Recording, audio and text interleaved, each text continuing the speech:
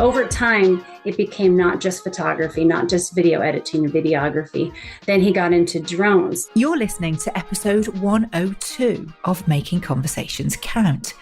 And as a special treat for you, you have 3 Harrises in your ears today. And somebody were to artificially create and give it a stamp and say, okay, from 10 in the morning to 12 every day, you're going to get a grade on this. Your child could actually shine and be the best ever in that field.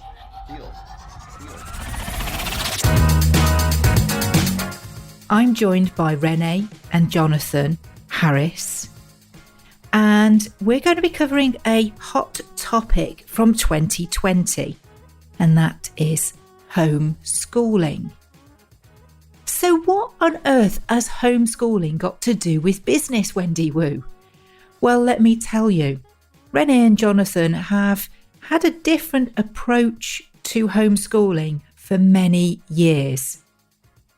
And the way that they have involved the whole family has led to them making conversations about creating business opportunities count.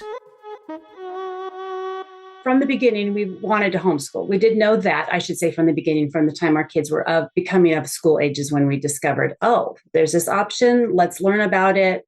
We talked to some other families that were homeschooling and found this is a good fit for us. This would be great. It was a 4-year-old, 2-year-old, and then we had twins. So we may have had 4 at the time, but 2 that were of school age when we were talking and thinking about it. I came from a public high school background. I taught public high school. So that didn't really come into play yet, but that I knew what school was like, and I felt confident. Well, if I can teach high school, I could probably do this too. Turns out that has nothing. You don't need those skills. If anything, it ruins you because you have to change your mindset. You have to look at, there's more opportunities. Jonathan actually was able to work from home in a tech field as an employee. So we had no businesses going. We hadn't even considered starting a business. Along the way, we had my sons and I were just working on a little farmer's market stand. So it was a product that I had that fixed my own skin.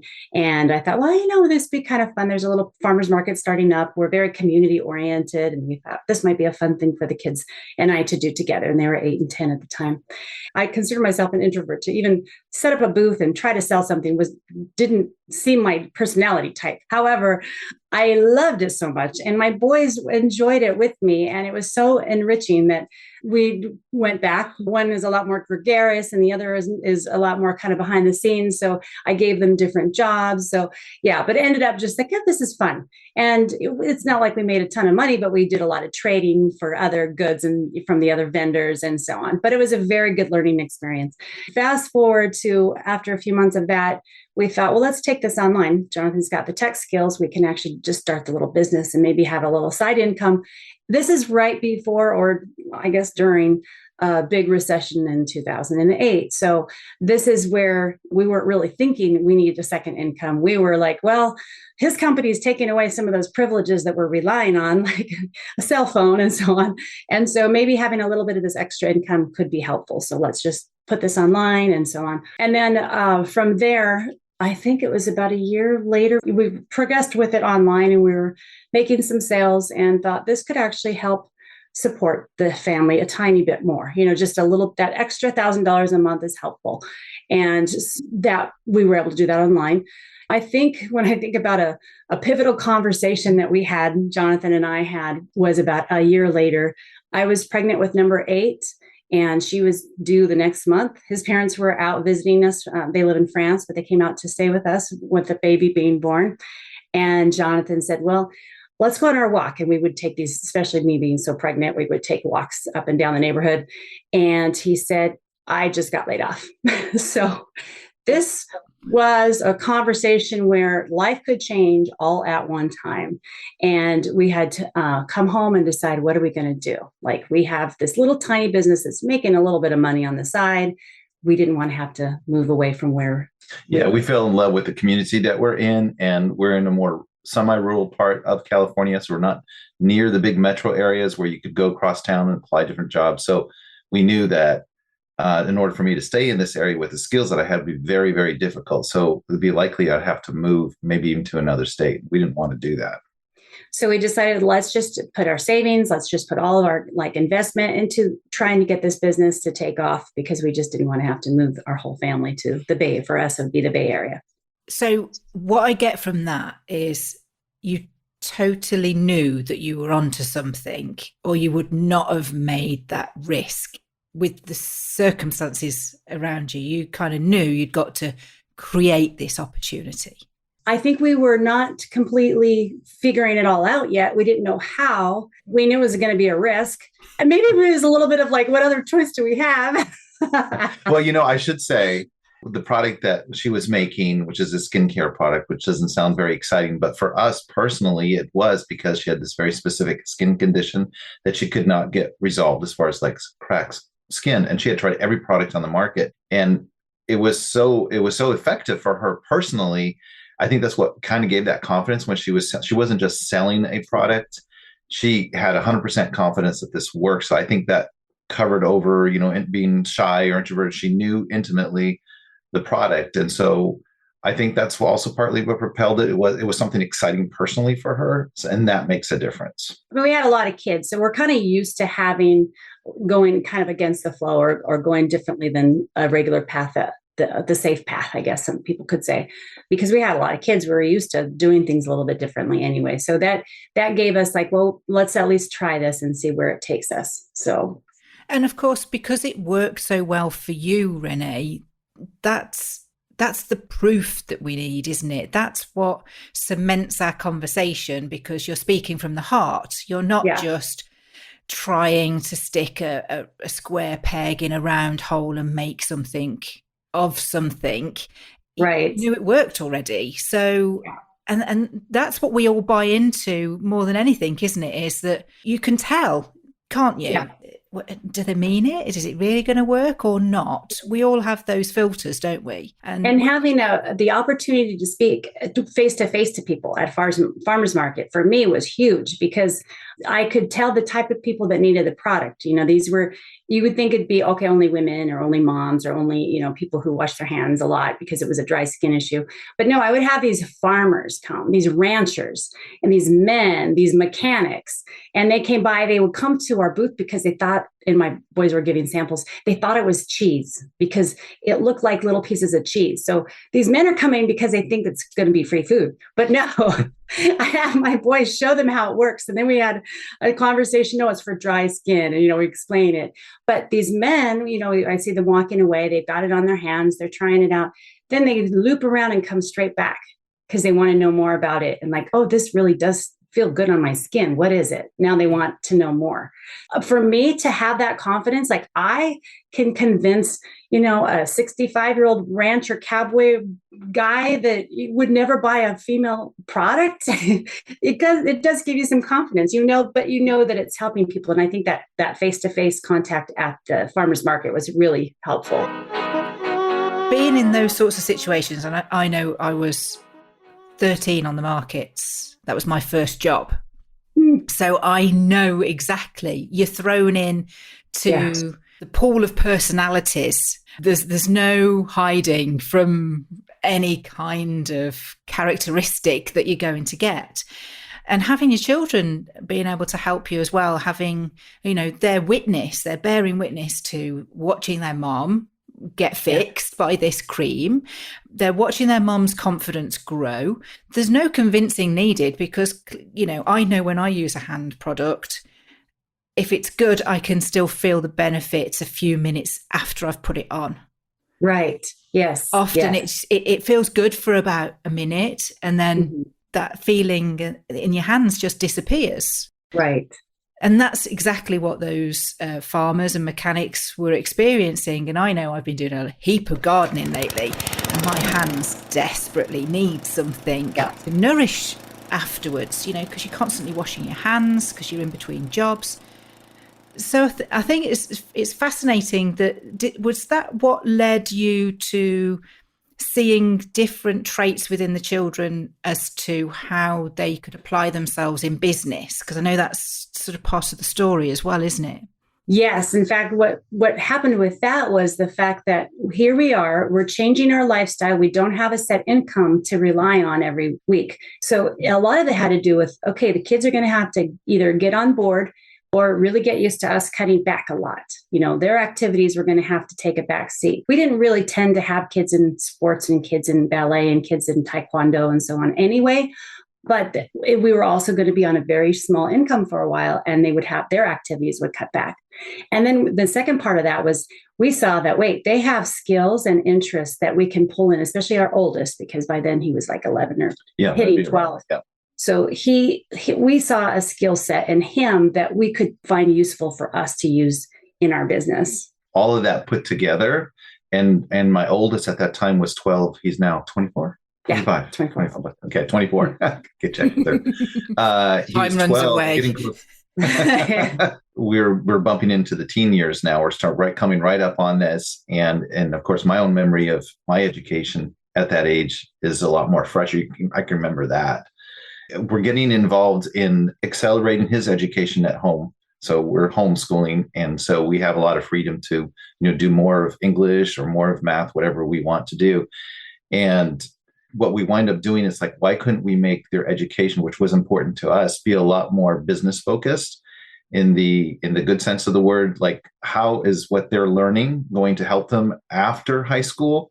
So we had older friends. We're starting to become highly aware that the education that people were getting, good education, by the way, was not really helping them for after their formal education years. They were back to trying to figure it out. And so we were saying, why can't we do this sooner? Of course, we were feeling the pain of unemployment.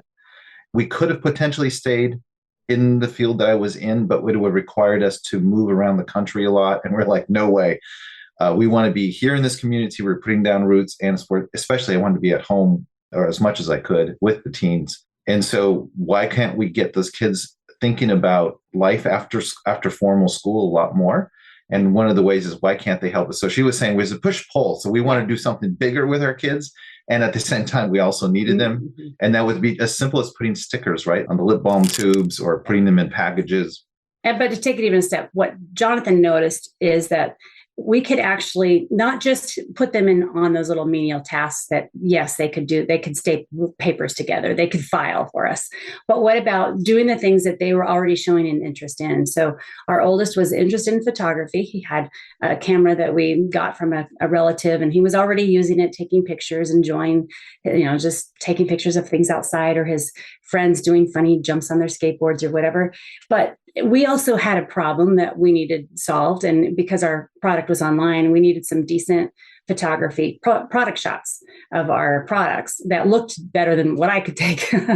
And so since he was already getting good at that, we told him, well, how about if you will get some of the special lighting or equipment that you need, but you come and help us with this. So that was just like, I think that's a first trigger for us to see like, oh, we can involve the kids in the business. So that was he went to the camera shop. He got a little tutorial from the owner who said, well, what do you need these lights for? And so Jonathan is our oldest, but our son explained what he was doing. And then he got a whole tutorial on how to do product shots while he was there. So that just went from doing some simple photography. A few months later, he was interested in doing videos. So he was just filming his friends. They would put these little productions on, and he would have a little play. And so, but he got better and better at all these different skills that we can pull and also use in the business. Yeah, and I think that was for a big moment, aha moment too. It wasn't like one single day, but it was happening so fast. It felt like a single moment. Is that we realized that was the secret. Because kids have so many different interests.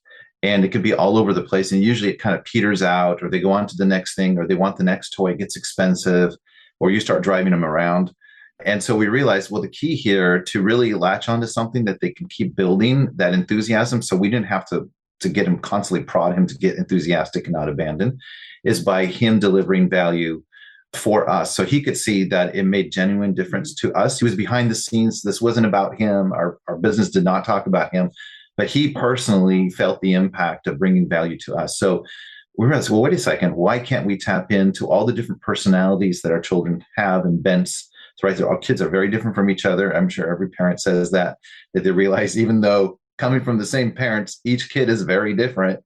And so what we did is we tapped into their natural inclinations and bents, and we cultivated it in a way that, okay, how can you bring value to us, first of all, at 11 or 12, and make a difference? And that's what helps keep that longevity with a child interested in a skill long enough they can develop that sort of liftoff phase where they're no longer, like in traditional music playing, people get frustrated and abandon their practice because they can't really deliver anything of value.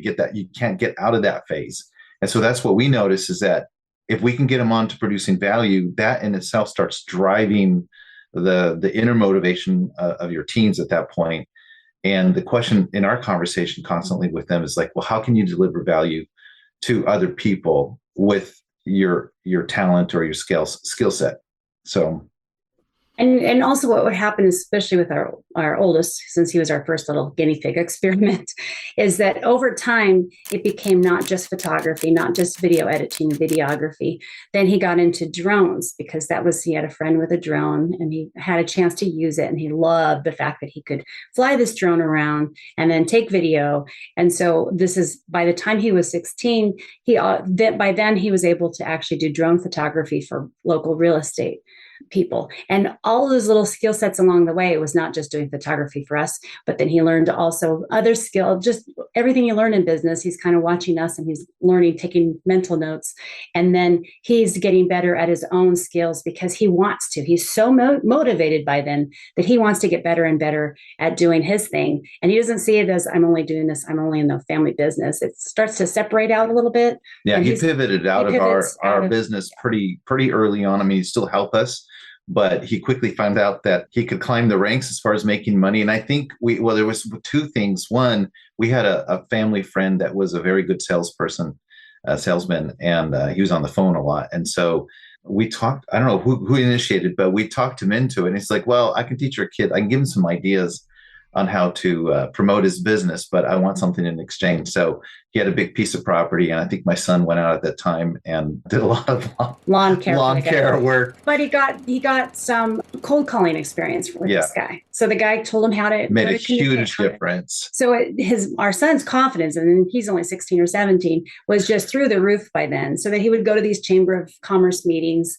locally, talk about his drone business, and then fast forward to now. He has had this same drone business going on. He's self-employed, but he's at more of he enjoys training other people. So he's not the one out on the field so much anymore, but he's training these new drone operators. And then he's figuring out all of the tech stuff and how to make things run smoothly and easily. And so with each of our kids, he's the oldest, but we have 5 out of the house. Each has very unique, different skill sets, starting with how they could help us as a family, or like one of them was a bladesmith, so he didn't really help too much in the family except sharpen our knives. But at the same time, help in the community, help other people. And when kids start doing that, their confidence goes up. They want to learn more. And we're just kind of providing the environment for that in a safe way, because they're not out on their own trying to figure things out at 25, trying to okay, I don't like this career that I just went to school for. I need to go pivot and find something else. But we're finding that start sooner, when they're under your roof, and you can help kind of coach them through that, has made a huge difference. I've certainly seen the same with my children. My eldest actually came to work for me while she was on furlough in lockdown. It was purely because, who do I trust to do this task for me? And she knows who I am. She knows how I work because she's grown up with me running a business alongside her growing up. It just worked to the point where it was one project for a couple of days and it turned into about 18 months. Doing 1 day a week in the end. And it was just like, well, where did that come from? Mm-hmm. And she's gone on to go into a completely different career based on that first project that I gave her. And interestingly, when we were moving, we were digging out all sorts of paperwork from the attic and this sort of thing. And we were finding teacher awards that she was given in assembly for her writing skills, yet she was gifted and talented for maths and art. Yet the teacher saw something in her English, and now she's a copywriter.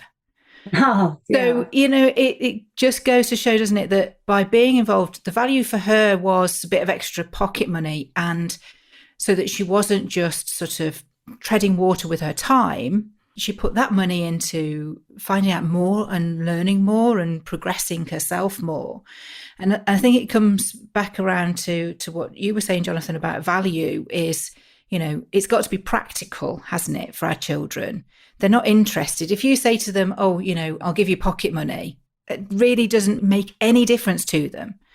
But if you say, oh, well, if you want to go to the cinema, or if you want to go shopping at the mall, or, for some new clothes, I'll give you X amount to spend so you can buy that new top. Or so it's got to have a real value tagged to it than just the money.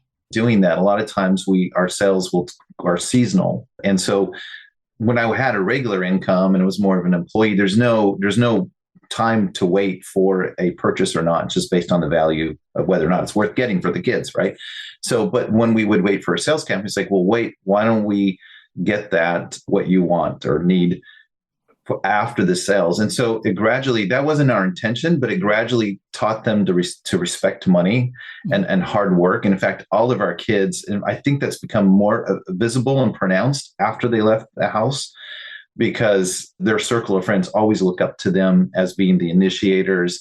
They're not afraid to spend money, but also they're also not afraid to save money. So they're very much connected to the output of the work that they do. You get rewarded for.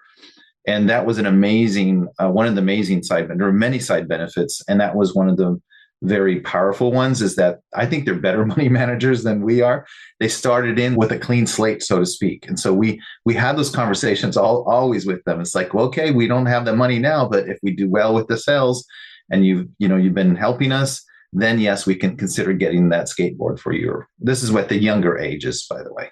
And you've taught them to take the lead for themselves. Yeah. It's that accountability and responsibility that often there's that gap, isn't there, between them being children and leaving education, and suddenly they're an adult, and what are they going to do with that education? So being able to apply it to something really just sets some great foundations for them. And you mentioned your daughter being now into copywriting, and I think what's fascinating about that, one of the dangers of a formal education is, whereas the content might be good in a particular course or in a particular class that you're taking, that's not the issue per se, though that could be another problem, is that you when you're good at something and you take your course, of course, the next thing is, well, then you need to go to the next level and then the next level because you're good at it. But there's no connection to, well, okay, well, do I want to actually, this is what I want to do for a living? Maybe I'm good at it, but I actually hate the mechanics of what it takes to deliver the value in the real world. And so people discover that way too late in life. Whereas there's other things that maybe because of the way it's labeled or packaged, you wouldn't think that the person would be into copy work. But actually, if they could get their hands on it, not only would they be good at it, they would actually love it. And I think that's one thing we found out too with our kids. We have constant conversations, and we do hundreds of mini pivots. So we don't abandon what we've done, but we're constantly pivoting. It's like, okay, what you did was interesting. You wrote these little stories, but no one's really responding to them. They're not excited about it. But you notice that maybe if you're doing announcements about an event, I'm making this up here, by the way, to make it easy to see. Then you notice people are really responding to you, or people say, hey, could you write this for me? And then the child might start discovering, you know what, I really like writing in this particular way, in this particular style. And not only that, people want to give me money. So, and like you're saying, you connect this work and effort to maybe, extra tickets to the cinema. And that's just it's the reason and purpose. Oh my goodness, it's the reason and purpose is relevant. And so instead of you trying to crank up, okay, let's take this self-discovery here in the United States. A lot of times schools will, in the classrooms, will do some kind of self-discovery. What am I good at? Oh, therefore I will be an accountant, or therefore I will be something. Yeah. And it's usually completely devoid of the actual mechanics of whatever it is you're trying to deliver. So it's abstracted in the school, but it's not realistic. And you hear this all the time from men my age, midlife crisis. I can only say that Alice at 14 has just had to retake her options for her lessons for her exams. And where she was at the school was a fantastic school, and they were very highly driven because, you know, they were exceeding in their reports and standards. Yet because Alice was kind of middle of the road, you know, and middle of the road kids, they don't shout up. They're just generally good. You know, she didn't get the actual options that she wanted because the kids that were really good at those got those, even though she had a passion and a desire for those subjects and tried really hard. So the difference in moving to this school in Scotland was that she could choose. The teacher basically said, you choose what you want to do. And you could hear in her conversation with the teacher was like, well, I'm good at this, but I don't really enjoy it. And I really love this subject. And I'm okay at that, but my grades were going up because I loved it and the teacher was great. And I just sort of went, hey, hang on a minute. You come to school, you've got to also enjoy it. It's got to be something that's going to gear you to want to get up out of bed every day and endure this, you know? So, because this is kind of like the building blocks for work. You work hard at education, you work hard in work for the rest of your life, you know, so that you can live a life. And I can honestly say that her decisions and that conversation with the teacher just went that she came out and went, this is way better than I ever imagined, because she's now doing what she wanted to be doing. So, you know, I can only encourage any parent out there to not fight, that's not the right word, but, you know, do what you can to be sure that your children are doing the things that they want to be doing. Well, and a fight is a good word. I think that is emotionally what it feels like, because there are so many, you know, you live in a social context and social relationship, school just being one of them, but everybody's is like, how well are you doing, right? So normally for a teenager, it's going to be, how well are you doing in school? And so it's a very set, you know, you have so much English, so much math, so much history, and however they do it in Scotland there. But there's a certain measure, right? But well, let's say your child is very, very good at a hybrid of 2 or 3 of those subjects. Well, it's not going to be measured. So now they could get very good at that. And somebody were to artificially create and give it a stamp and say, okay, from 10 in the morning to 12 every day, you're going to get a grade on this. Your child could actually shine and be the best ever in that field. Well, but because it doesn't exist, you're fighting the status. So you're just like, okay, she's just so-so in English, or she's just so-so in history. But maybe if you combine those things, she's the best copywriter or best novel writer that's ever existed, but you can't measure it. And so you're, as a parent, you're fighting that. You see the potential if you're paying attention, or maybe if you don't feel like you can see it because they don't actually have the time to explore that and really go at it. So yeah, as a parent, that is what you're trying to do, is you're trying to sort of fight the system, and it's abstract. That's what's so difficult about it, right? It's not like one teacher or your neighbors asking about how is your child doing in English. You're like, screw English. She's really good copywriter. It's a massive institution, isn't it? You know, it's very sort of set in its foundations of what it wants to gain and achieve, and trying to move and change that. There's a big movement that I've just become aware of, which is social values, that universities are really trying to sort of push, because even they're seeing that, you know, it's okay to have a teacher that says, how are you? But if that teacher cannot affect any change based on the response, what was the point of them asking? You better not ask. Well, and that's where the value part is, that's the other thing, is that's how you fight this status issue. I call it a status. You can call it what you want, but that social pressure is like, how do you know? How does your teenager know they're doing well? How do you know as a parent your teen is doing well, right? Because so if your markers are very institutionalized and you don't happen to fall exactly within those markers, which most of adult working life does not, then how do you feel that strength? Like, yeah, I'm doing great, you know, and you can't go around tooting your own horn, as they say here, but the one way to do that is to deliver real value. Once your teen starts making money off, it could be a small amount, it could be just $10 worth.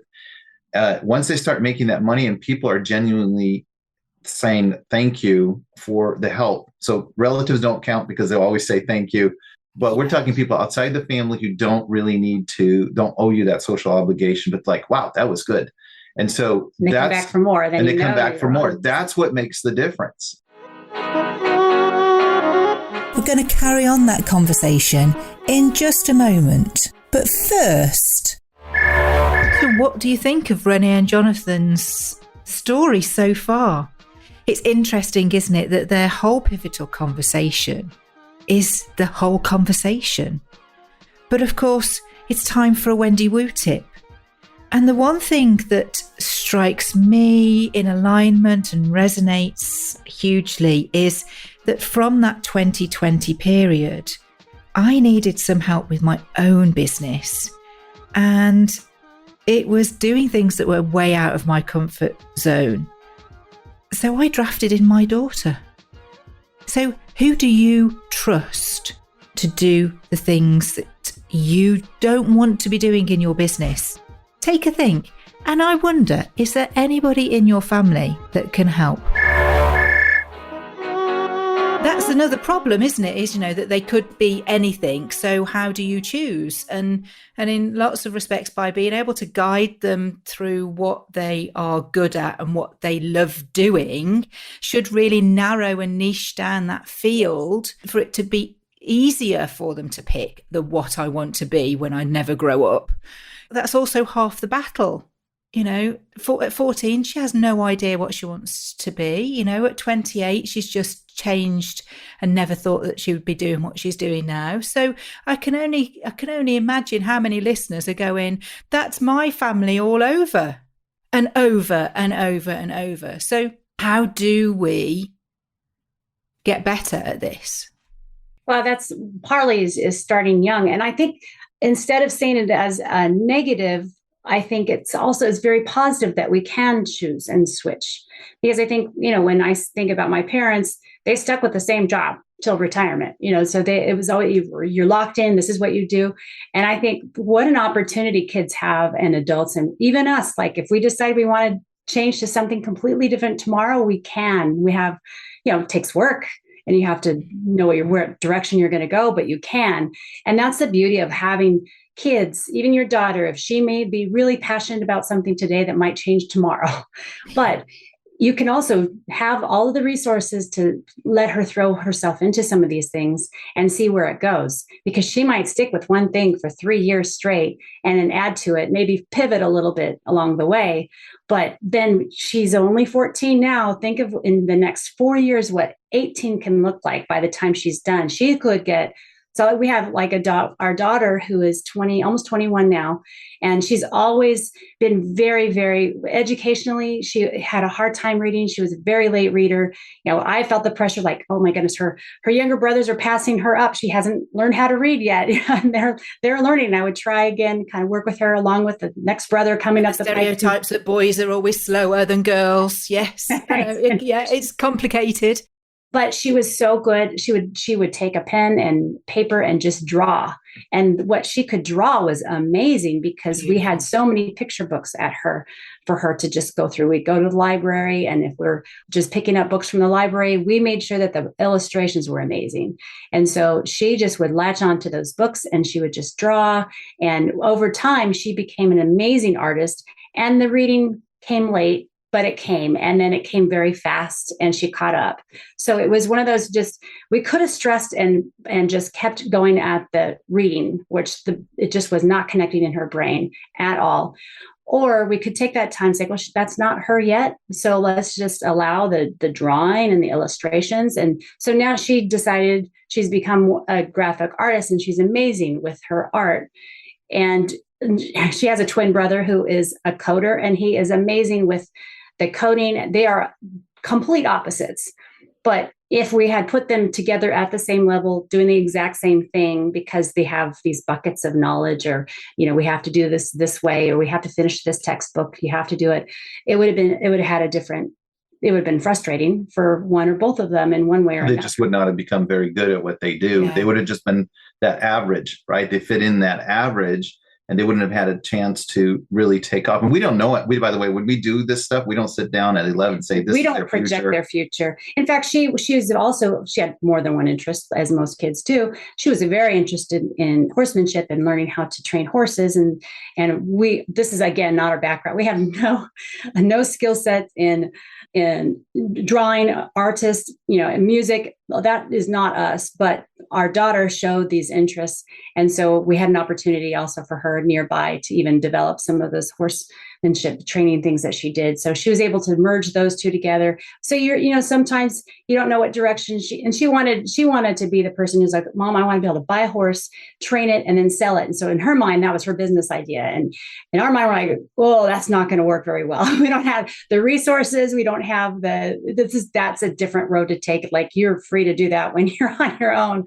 But she had these. We'll let you figure that one out. I'll let you figure that out once you're making money on the art. But we did have the resources, and she had the ability to actually, produce the art. And so she went down that road. Now she has her own horse. She's off on her own. She's able to do that. And she's also saying that that's not really a moneymaker at this point. I mean, she could have developed that, or she could go down that road if she wants to, but it's a whole different road. But by the time she was able to leave our house, she was able to have those skill sets with the art because we had the time. She could develop that. Yeah, I think too, the add to this is that what will surprise you, and this is why it's a simple answer to a complex way of how skill set emerges, because you'll find that, let's say your child has a particular bent and you're thinking, okay, his bent is this, so therefore he won't like this other thing that has nothing to do with it. It'll surprise you because when they start pursuing it, like in the context of our child with the drone, there was really no indication that he liked to public speak or do any of that. But because in order for him to go to the next level, he had to cross that bridge. Mm-hmm. He fully embraced it. And I think that's one thing too, is that even if they're not, quote, good at it naturally, where they just sit down and just do it automatically, they decide, you know what, I love so much what I want to do so much what I'm doing, that the effort to wrestle with it and go through maybe a moment of difficulty is worth it for them. So that's an interesting thing, because, in a formal academic setting, you'd be like, okay, I'm good at math, therefore I did well, I got A's or whatever it is, so therefore I'm going to have to take the next one. But what happens if you're good somewhat in this area, but you like it so much that you're willing to go through the pain of putting yourself in front of a bunch of real estate grown men, and you do it, and you're like, you know what, that wasn't that bad. But without that interest and passion driving you forward, they would not have taken that risk. So I think that's the organic part, is that in life, usually it's a combination of skills together, and they learn that early on, that some things are worth wrestling at and doing, and they make that decision. I mean, with some of our guidance, right? Because sometimes we're thinking there's no way you're going, like the horse flipping. Nope, we're not going to get stuck with an expensive horse and property. We don't have the resources for that. But otherwise, they're willing to do things like get up early. Like, we'll have kids like, no way these kids will want to get up early in the morning to, get started on it. And it'll surprise you. They'll be up at the crack of dawn. They're so motivated, and are like, oh, okay. And so you give them time to do that. And it's what comes through. I mean, we're talking on a very sort of personal level, but even down to business, because I do think that the two run so side by side that it's scary, and we're forgetting those values of where businesses initially sprung from, which was, that your dad was a farmer, so you helped out on the farm, and then eventually you inherited the farm. It's those kinds of examples of being family run, that when you're in, it all comes down to self, doesn't it? If you're in flow with something, you'll drive yourself to do whatever it takes to stay where you love. Mm-hmm. Yes. That's very well put. And like you're saying, with the one difference too for us is that we're not trying to clone our children to be like us as far as a business and so forth, but rather we're using our business, or in our case, we have that advantage. But you could do it if you're an employee, you could still find ways to do that. We're using our what we control as an opportunity for them to showcase what they're good at, or at least develop it. So we're not trying to get them to sell lotion per se. I mean, we would be opposed to it if they were, but we're giving them, like in the photography, right? It was our business was an excuse for them to test bringing value. And we had this in many different areas with our children. So as far as the business is concerned, they're not really visible on it, but they're in the background. And so anyone, including if you're an employee, like I remember back when I was an employee, I'm always worried about my certifications in that field. And then you have to put it on LinkedIn. I hated LinkedIn back in the days. It's gotten better, apparently. And who's seeing this? There's just a lot of pictures need to be taken of me. It's just like, this is not my thing. But if you had a child who was good at any number of those particular things, you can imagine that you could bring them in, even as an employee, doing stuff for you in the background. So there's always an opportunity within your social environment. I'm talking about your immediate social environment, friends that you know, people that you trust. They're all doing different things, and you can open those doors to your child to bring, genuine value. So not the fake value, right? Where that's a lot of times what people feel like when they're in these clubs and hobbies. They're doing things. Yes, it's sophisticated, but they're almost like party tricks. No one's really appreciating the value that's being delivered. Yeah. So you need to find opportunities where it makes a difference. I think the final thoughts that I would put to that really from both of you is that when it comes to running a business, it doesn't matter what your passion is. It doesn't matter where your flow is going to be. There is always, always, always going to be elements of running that business that you're not going to like, that you're going to have to do. A bit like going out into the world, and there's people at school that you don't like, or they don't like you. There's always going to be that peer pressure in any environment, but it's worth it if it's something that you're driven for. When listeners have finished hearing us trying to set the world on fire and get parents, fires lit for their children, where's the best place for them to reach out and find out more about how you actually help? Because we've talked about the concept, really. We've not gone so deep into the how you work with people in your business, but where's the best place for them to go? The best place is the parenttheirpassion.com. And on that page, we have a lot of information because, like I said, it was a mindset switch for us because you're always looking for those opportunities. And so there is a free download, and that can get parents started right away to have an understanding of how do you find those interests with those kids, and where are the opportunities? What do you look at? Kind of opens up a lot more. One thing we like to say, it's all under your roof. That's the amazing thing. You don't have to go take courses and so on. This is all under your roof. What you have for your kids to develop their own interests is under your own roof. And we teach you how to find those. Look in the attic, look in the basement, not literally. But so on our main page, there is a free download you can get, and that will also put you on our email list, which some of the emails that we put out start to identify and show that journey that it takes for parents and kids to get started. And then if those who are really interested and they want to get them on board now, we have a $27 workshop for kids to take. So Jonathan and I are talking to the kids in short video snippets to say, okay, this is step one. Let's help you identify some of those interests. And then we take them through a self-discovery to see what those interests are and how they can merge them with other interests. And then the goal is to bring value. So that's where it goes from there. Well, for $27, that's an amazing value. And a 50-year-old can take it too. A 50-year-old can take it. you mean those of us in our 50s? You want me to figure it out now? I was quite enjoying not knowing.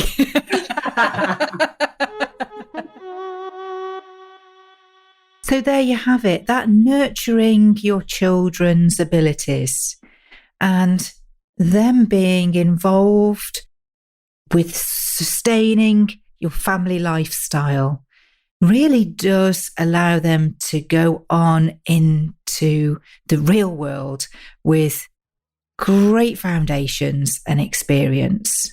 I'd love to hear your own examples of this and whether there's an opportunity for you to make that change for yourselves.